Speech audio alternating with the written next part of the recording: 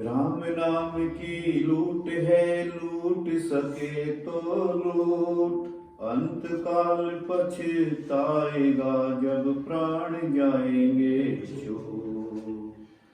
राम नाम रटते रहो जब तक घट में प्राण, कभी न कभी तो भनक पड़ेगी जाके दीन दयाल। सियापति रामचंद्र की जय, पवन सुत हनुमान की जय। एक भक्त हुए हैं श्रुतिसन। पूर्व जन्म के कोई पुण्य कर्म थे, तो 10 साल की उम्र में ही घर का उन्होंने त्याग करके और एक महात्मा जी के आश्रम में चले गए। कोई बचपन में अगर भक्ति करता है, बचपन में ईश्वर के रास्ते पर चलता है, तो ये पूर्व जन्म के संस्कार होते हैं व्यक्ति के, वो ही चलता है। तो ये आश्रम में रहता, आश्रम में झाड़ू बुहारी, गुरु सेवा में तत्पर रहता था। वहां पर गुरु जी के ठाकुर जी थे, ठाकुर जी को नहलाना, आश्रम की सफाई करना, भोजन में सपोर्ट करना। जो बच्चे का किसी पढ़ाई में, किसी क्षेत्र में अगर मन नहीं लगता, कोई भी व्यक्ति हो, कई व्यक्ति इस प्रकार के होते हैं कि उनका भजन में, मंत्र जप में से मन नहीं लगता, उनका सेवन से कुछ करा दो, तो कई बार बच्चों के मन में आती है कि इसे ज्ञान की प्राप्ति कैसे होगी। नहीं, ऐसा नहीं है। अगर किसी का सेवा में ही मन लगता है, कार्य करने में बहुत खुश रहता है, मंत्र जप में इतना ध्यान नहीं लगता, तो जो गुरु से उसे मंत्र मिला है उसका तो वो प्रतिदिन जप करे, माला करे, लेकिन बाकी के काम में वो सेवा ही करे। अब सेवा करने से ही उसको सब चीजों का ज्ञान प्राप्त हो जाएगा। तो ये मन कर्म वचन से गुरु के आश्रम में रहता और सेवा करता। तो एक समय ऐसा आया कि गुरुदेव ने कहा कि श्रुतिसन, हम तीर्थ यात्रा करने के लिए जाते हैं बाहर, और तुम आश्रम की देखभाल करना।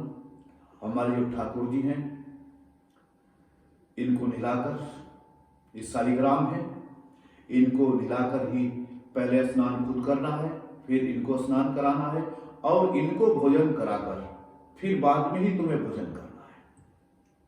बच्चे ने कहा कि गुरु आज्ञा, सिरोधार्य। तो गुरुदेव तो वहां से निकल गए, तो ये अपना आश्रम की सेवा करता। देखिए कमाल की बात कि 10 साल का बच्चा है, और 10 साल का बच्चा तो कई बार घर में भी अकेला नहीं रहता, और ये आश्रम में रहता है। तो ये शक्ति प्रदान कौन करता है? ईश्वर करता है। ईश्वर की महिमा है। ध्रुव भी 5 साल की उम्र में घर बार छोड़कर भगवान की साधना के लिए कठोर वनों में निकल गया। अब विचार करिए, 5 साल का बच्चा घर से बाहर नहीं जा सकता और वो कठोर जंगलों में पहुंच गया। तो ये क्या है? ये सब ईश्वर की कृपा होती है, ईश्वर की शक्ति की काम करती है। व्यक्ति तो कभी कुछ कर ही नहीं सकता, और व्यक्ति कुछ छोटी मोटी उपलब्धि पाकर सोचता है कि मैंने बहुत कुछ कर दिया। नहीं, कुछ नहीं, सब ईश्वर की महिमा है। ईश्वर ही करता धरता है। हाँ, ये बात जरूर है कि अगर आप कहते हैं कि अगर मान लिया तो हार है और ठान लिया तो जीत है। अगर व्यक्ति किसी कार्य को ठान लेता है, मैं करूंगा। देखो, जीवन में कोई भी कार्य अगर आप करते हैं तो कठिनाइयों का सामना तो करना पड़ेगा। उत्तर प्रदेश का जायसवाल, उसकी कथा मैंने कई बार भी पहले भी सुनाई है। 10 साल का बच्चा, और मन में विचार था कि मेरे को क्रिकेटर बनना है। तो घर में इतनी व्यवस्था नहीं थी उस टाइम पैसे की कि मुंबई भेज दे। तो उसके बाप ने कहा कि भाई, यूं तो हमारा भाई भी वहां पर रहता है, लेकिन वो भी तेरी सपोर्ट नहीं कर पाएगा। एक वहां पर मेरा मिलने वाला एक दूधिया रहता है, और तो उसके पास चला जा। तो जायसवाल ने वहां पर जाकर डेयरी में दूध का भी काम करवाया, उनके बर्तन मांजने, उनके बर्तन साफ करवाने। क्या लगन बस ये थी कि मेरे को क्रिकेटर बनना है। उसका बचपन से क्रिकेट में शौक था, तो क्रिकेट फील्ड में जाने लगा वहां मुंबई। तो अब वो डेयरी वाला नाराज होने लगा, कहने लगा बस भाई तू अभी इधर का तो काम करता ही, तू तो उधर ही रहता है बस। क्योंकि मन तो उसका दूध के बर्तनों में थोड़ी था, मन तो उसका क्रिकेट में था। जहां व्यक्ति का मन होगा वही तो जाएगा। उसको वहां से भी निकाल दिया कि जाइए आप, चल यार। फिर ये वहां का जो स्टेडियम था उसमें टेंट लगे थे, वहां पर गया। जो स्टेडियम के संचालक थे उनसे बात करी कि ऐसे ऐसे मैं उत्तर प्रदेश से आया हूँ, सारी स्थिति बताई और मैं रहना चाहता हूँ और मेरे को क्रिकेटर बनना है। उन्होंने कहा कि भाई यहाँ कोई विशेष व्यवस्था तो है नहीं, टेंट है, बाहर इनमें रह सकते हैं। तो उसने बताया कि मैं टेंट में ही रहता था और वहीं मैंने पान पूरी की दुकान खोल ली, छोटी सी, पानीपत से बनाता था, लोगों को बेचता था, उससे मेरा खर्चा चलता था। और कितनी और आंधी और तूफान और बरसात आती थी, मैं उसी टेंट में रहता था, लेकिन मैं हिम्मत नहीं हारा। मुझे पता था कि मेरे साथ ईश्वर है, ईश्वर मुझको आगे बढ़ाएगा। तो आगे चलकर फिर उसका संपर्क ज्वाला सिंह से हुआ, बहुत बड़े क्रिकेटर, और उन्होंने फिर उसको सपोर्ट दिया। और 2020 का जो वर्ल्ड कप हुआ था, सबसे ज्यादा रन बनाने वाला जायसवाल ही वो बच्चा था। तो कहने का तात्पर्य यह है कि जीवन में अगर आगे बढ़ना है तो कठिनाइयों का सामना तो करना पड़ेगा। कहते हैं कि जो रास्ते आसान होती है उन्हीं पर भीड़ होती है, और जो कठिन रास्ते होते हैं उन पर भीड़ नहीं होती, उन पर कोई कोई व्यक्ति मिलता है आपको। अभी कभी ऋषिकेश जाइए, अभी रास्तों पर देखा तुमने कितनी भीड़ मिलेगी आपको, दिल्ली में जाओ कहीं जाओ, लेकिन कभी ऋषिकेश की यात्रा करो सावन का महीना छोड़कर, तो देखना वहां पर कौन मिलेगा आपको। मैं गया एक बार सावन का महीना छोड़कर, तो मैंने देखा मैं अकेला था। एक व्यक्ति मेरे को मिला तो बोला, गुरु जी आप अकेले पैदल यात्रा कर रहे हैं इस मौसम में? मैंने कहा हाँ। कहने लगे इधर जंगल में बहुत अभी हिंसक जानवर भी रहते हैं। मैंने कहा जाको राखे साइया मार सके ना कोई डरा नहीं अकेला। तो देखो जो डर गया वो मर गया जीवन में। तो जायसवाल ने इतिहास रच दिया है, घर की भी तकदीर बदल दी, अपने गांव का भी नाम रोशन कर दिया, यूपी का भी कर दिया। तो मेहनत एक ऐसी चीज है कि अगर आप ठान लो तो जीत तो पक्की है बिल्कुल। तो ये श्रुतिशरण जो है, अब गुरु जी चले गए तो रहता, तो इसने क्या काम किया, गुरु जी के जो शालिग्राम थे उनको, इसके मन में विचार आया कि यार इनको रोज यही नहलाता हूँ आश्रम में, चलो इनको आज गंगा जी में स्नान करा के लेके आता हूँ, शुद्ध हो जाएंगे बेचारे, यही अभी नल के पानी से नहाते रहते हैं। बच्चा बुद्धि थी, अब लेकर जैसे ही ये उसको शालिग्राम को गया, अब इसे शालिग्राम का नहीं पता, ये तो बच्चा इसके दिमाग में गया कि एक पत्थर है। और जैसे ही गंगा किनारे गया तो गंगा किनारे एक जामुन का पेड़ था, और उस जामुन के पेड़ पर बड़ी बड़ी मोटी मोटी काली काली जामुन लग रही थी। जिसको शुगर है जामुन खाए, जामुन का सिर कर ले, उसके लिए रामबाण औषधि है जामुन। और किसी को अपनी आवाज भी अगर बहुत सुंदर करनी हो बोलने की, तो जामुन के गुठलों को पीसकर उसमें शहद मिलाकर उसकी गोली बना लें, और गोली बनाकर 1-2 गोली सुबह चूस लें, उसके बाद देखिए आपकी आवाज कैसी कड़क हो जाती है। ये मैंने इसका एक्सपेरिमेंट किया है। तो जामुन देखकर ये इसने खाई, और खाकर फिर मन में विचारा, देखो ये भी एक सृष्टि का नियम है, जिससे भी आप ज्यादा प्रेम करते हो और कोई चीज खाते हो तो आपका ध्यान वहां जरूर जाएगा। तो जब इसने जामुन खाया तो गुरुजी का ध्यान आया, यार इतनी मीठी जामुन है, अगर गुरुजी खाएंगे तो कितना आनंदित होंगे, कितने खुश होंगे। गोरखनाथ जी की कथा आती है। उनके जो गुरु थे उन्होंने एक बार गोरखनाथ जी को भिक्षा के लिए भेजा था, और वे भिक्षा लेने के लिए जैसे ही गए तो एक औरत ने उनको पानी पता से दे दिए। अब गोरखनाथ जी ने बहुत दिन कब तक कब खाए कि नहीं खाए, पानी पता से खाकर बोले कि गोरख यार बड़े स्वाद लगे, दोबारा से फिर ले गया। तो ये फिर दोबारा लेने के लिए गए, तो उसको कहा कि माता जी वे पानी पता से एक बार से और दे दे, मेरे गुरु जी को बहुत बढ़िया लगे। तो उस औरत ने कहा कि अब सुंदर थे, बचपन थे, भाग ब्रह्मचारी थे, तो देखकर बोली कि दे तो दूंगी, लेकिन तेरी आंखें मुझे बड़ी सुंदर लग रही हैं, एक आंख दे दे मुझको। गुरु आज्ञा है केवलम सिंस्ते परम मंगलम, वही निकालकर आंख दे दिया उनको कि लो माता जी। और जैसे ही आंख दिया और लेकर गुरु जी के पास में गए तो पट्टी सी बांध रखी थी। गुरु जी ने कहा भी क्या हुआ गोरख? कहने के कुछ नहीं हुआ गुरु जी, थोड़ी सी चोट लग गई थी ऐसे ही, और आप पानी पता से खाओ, चाट खाओ। गुरुदेव ने खाया, कहने लगे भाई गोरख आनंद कर दिए। लेकिन गुरुदेव ने जब देखा तो आंख साफ है, तो वे तो सिद्ध पुरुष थे, उन्होंने फिर उनकी आंख भी दोबारा स्थापित कर दिया।